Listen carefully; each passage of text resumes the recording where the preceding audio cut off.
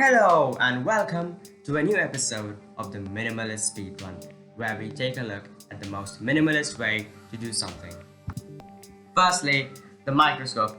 This seems like a very complicated thing, but in fact, the minimalistic version of this barely contains 3 things in it.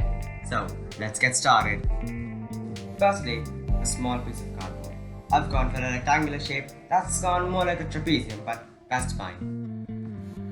Next up, a piece of plastic on which the cells will be going on. You should cut it in such a way that it covers the whole cardboard and leaves a little flap to work with. Next up, the heart of the build, or more precisely, the lens.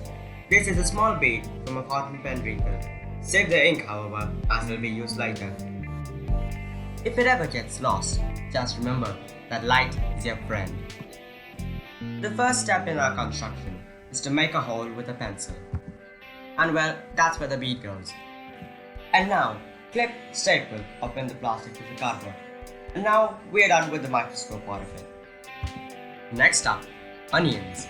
To start off, we'll have to separate one of those layers, preferably the largest one.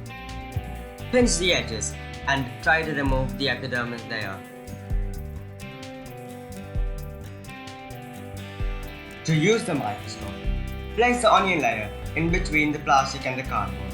Remove glasses if you wear them and look into the bead as close as possible. Also, make sure to point the microscope into a light source. When looking into the microscope, push the flap to change the focus to see the cells better. This is an image from the microscope. Right now, it's not very interesting, but things are going to be changing in a while. We can stain the cells using a mixture of ink and water. Leave as is for a few minutes, then wipe off the excess liquid using a tissue. And there we have it, beautiful images of plant cells.